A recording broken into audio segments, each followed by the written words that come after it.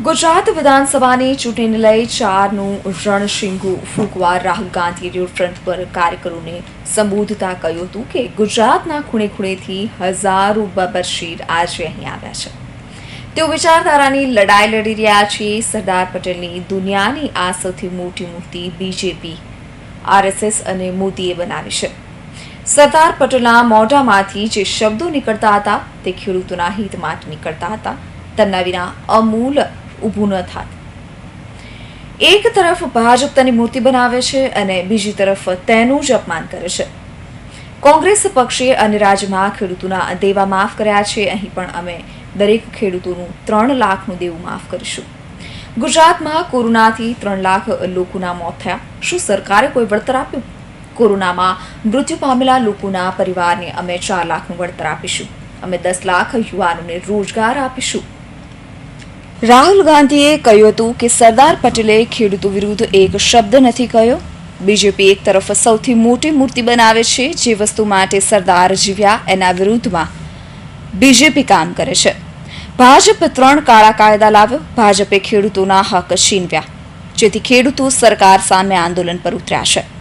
આજે સરદાર પટેલ હતો તો એનો કોનું દેવું માફ કરત? ઉદ્યોગપતિઓનું કે ખેડૂતોનું? હું આ સવાલ તમને પૂછી રહ્યો છું।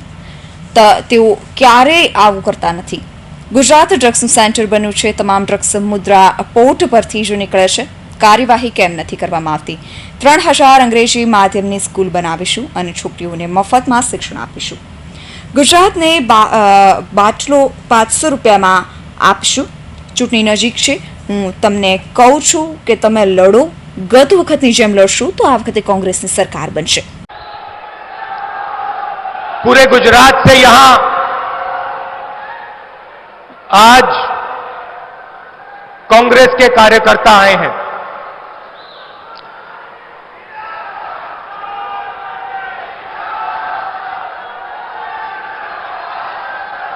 मतलब पूरे गुजरात से, गुजरात के हर कोने से, हर गांव से, हर बूथ से हजारों बब्बर शेर यहां आज आए हैं।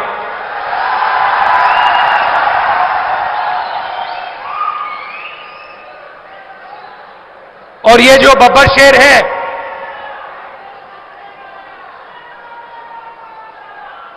ये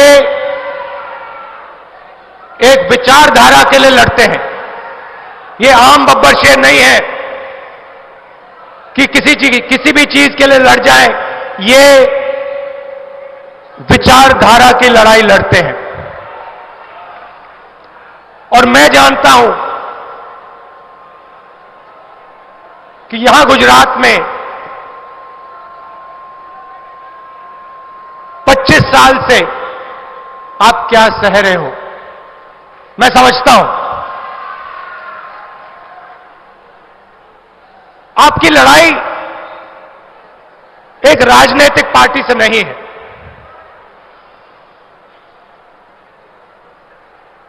यह लड़ाई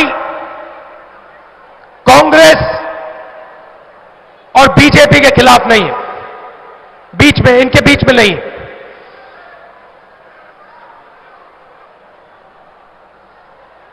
कि आप किस चीज के खिलाफ लड़ रहे हो, किसके खिलाफ लड़ रहे हो।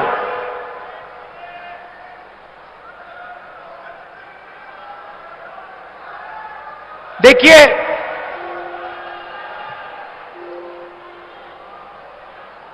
सरदार पटेल जी की बीजेपी ने मूर्ति बनाई। सरदार पटेल जी की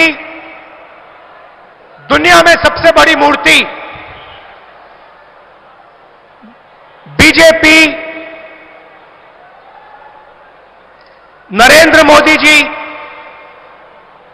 और आरएसएस के लोगों ने बनाई। सही, उन्होंने अपनी जिंदगी किन लोगों के लिए दी, वो किससे लड़े और क्यों लड़े। सबसे पहले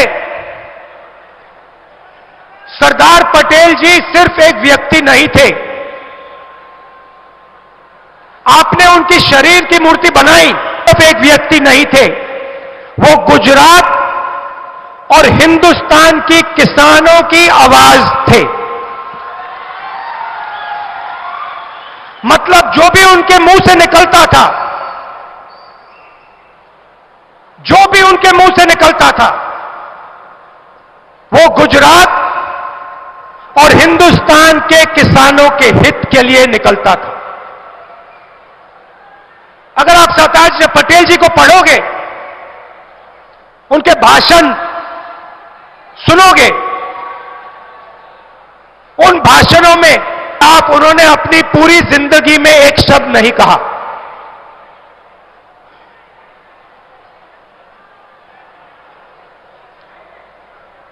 गुजरात के जो इंस्टीट्यूशंस थे,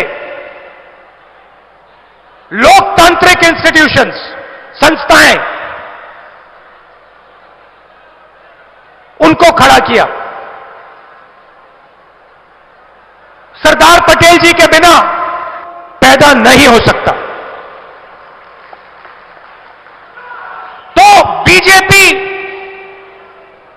एक तरफ सरदार पटेल जी की मूर्ति तैयार करती है, दुनिया में सबसे बड़ी मूर्ति खड़ी कर देती है, और दूसरी तरफ जिस चीज के लिए सरदार पटेल जी जिए और मरे, 24 घंटा उन लोगों के खिलाफ काम करती है।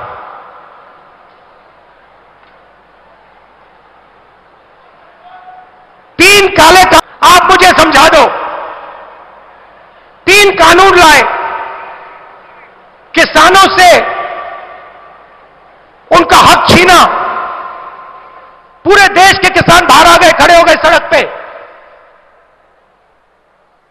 और बीजेपी कहती है कि हम किसानों, एक तरफ सरदार पटेल जी की मूर्ति और दूसरी तरफ जिस चीज के लिए सरदार पटेल जी पूरी जिंदगी लड़े, जिन लोगों के लिए सरदार पटेल जी जिन लोगों के लिए उन्होंने अपनी पूरी जिंदगी दी, उन पर आक्रमण कर रहे हो। मूर्ति का क्या मतलब है? गुजरात में सबसे बड़े उद्योगपतियों का कर्जा माफ हो सकता है, मगर किसानों का कर्जा कभी नहीं हो सकता माफ।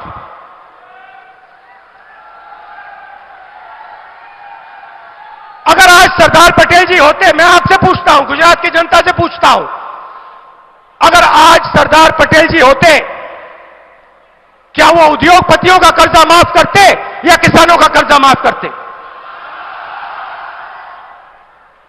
अगर आज सरदार पटेल जी होते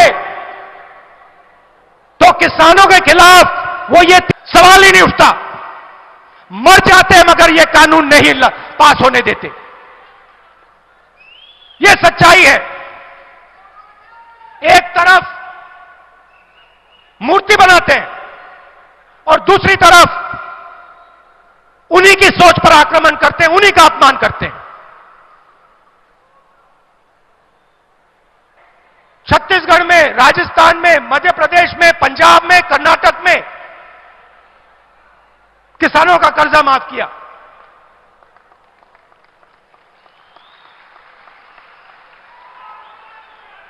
जहां भी हम सरकार में आए, हमने कहा पहला काम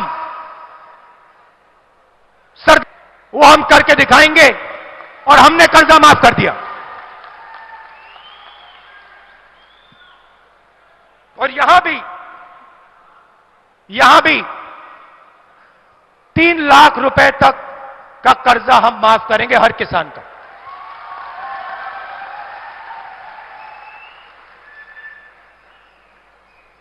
आप देखिए, રાહુલ ગાંધી સભા સ્થળેથી સીધા સાબરમતી આશ્રમ ગયા હતા। તેઓ પ્રાર્થના સભામાં ઉપસ્થિત રહ્યા હતા। તેમનું સૂતરની આંટી પહેરાવી સ્વાગત કરવામાં આવ્યું હતું। તેણે ગાંધીજીની प्रतिमाને નમન કર્યા હતા। તેમણે ગાંધીજી આશ્રમની પ્રતિકૃતિ ચરખો ભેટમાં અપાયો હતો। Bureau report, Hind TV news.